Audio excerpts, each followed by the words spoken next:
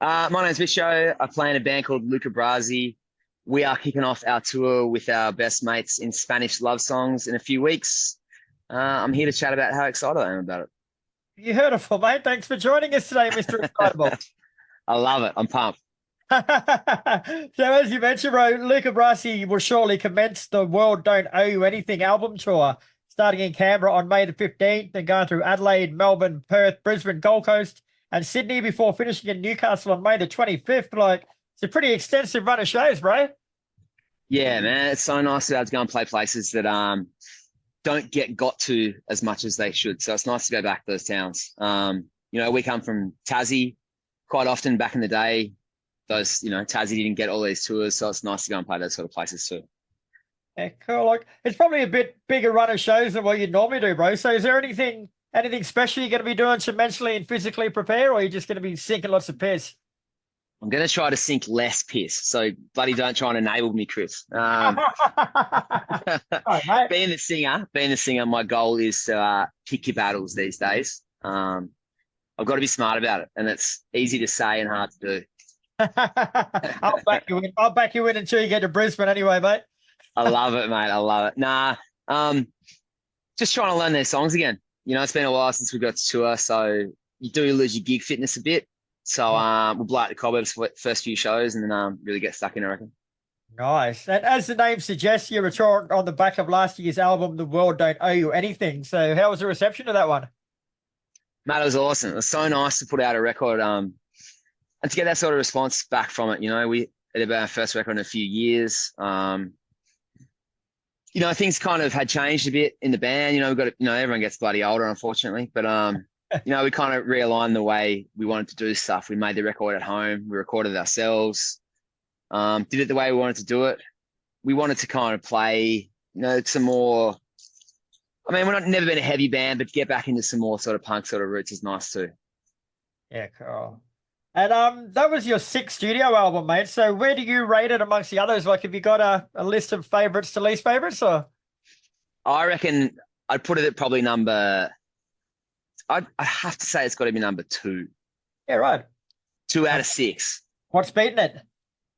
I think there's a place in my heart for our third record called "If This Is All We're Going to Be," because that's the one where we started to see things kick off. The first time we went overseas, the first time hearing a lot of those songs on the radio, and to watch that many people come to our shows. So that there's a real lot of sentimental value attached to that album for sure.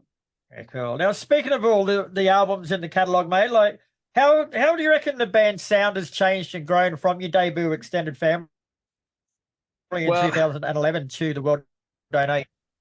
Man, so like when we started this band, we didn't even mean to be a band. We had no idea what the hell we're doing. None of us knew how to write songs. We still don't, obviously, but like we just tried to write 10 songs for Extended Family, enough to put out a record. And it was all just like ripping off every band we loved as kids, all those punk bands. And then we put out another record, which is kind of like feeling our way a bit further. And I think just from then it's been like refining what we're actually trying to do and knowing enough about songwriting to actually figure that out rather than just bashing out 10 songs that fit together. Yeah, right. So would you say as a band, mate, like you've actually found your musical identity yet, or are you still experimenting and searching? I think we're getting closer, man. You find phases where you put out a song or something and think, were we trying to do something that, reached too far for something that wasn't there? But I feel like we're kind of getting back to what we want to do now for sure. Yeah. Do you find that like as you put more albums out and you get more popular, I guess, that you sort of lose focus of that a little bit, like where you want to go musically, and you sort of start. Yeah, definitely, man. You see it happen to bands all the time. But I feel like, we're back to kind of just wanting to put out, music that we like to do. We were trying really hard for a while there to find exactly what worked for us better, but I feel like we've kind of been through that phase and come out the other side. Yeah. Now, every press release I've ever read about you guys always refers to you as a bunch of mates. Like, how important's that been in your success? Like, just the fact that you can all get on and not kill each other?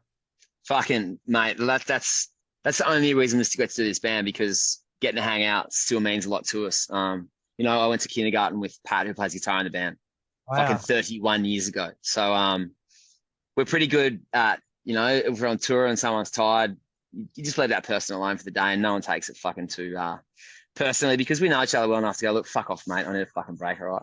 Yeah, that's it.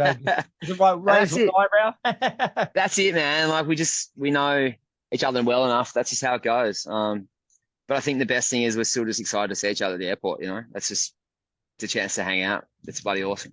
Just as excited to wave goodbye when you get home too, though, I bet sometimes. Yes, mate. Starts off very positive, and nah, mate.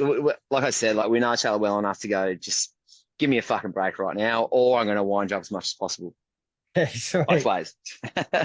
There are people out there who might not have seen you guys before. Like, what can fans expect from your live shows? Like, is it pretty full on? I know you get into it. Uh, that's the thing, man. Like I said, we're just so excited to be on tour still. Like as soon as you rip out that first thing on stage, it's like, fuck, I'm happy to be here. And I feel like we're at a time in our lives where the way the music industry is too, like we're grateful to be able to play shows at all. It's a privilege to be able to get on stage and the fucking smile that gets on my face when I walk on that stage, mate. So I'm genuinely excited. Older men now that can sweat and sweat and swear and have a few beers and just have a good time, mate. That's all I ever wanted to do. You know, now you mentioned before, but you're bringing with your LA outfit Spanish love songs. So tell us a bit more about them. Mate, we have been mates with those guys for a while, just through the internet, the magic of fucking Instagram. Always love their music, just chatting on and off. They put out a record a few months ago called No Joy, which we loved, and it just timed really well with getting him on this tour.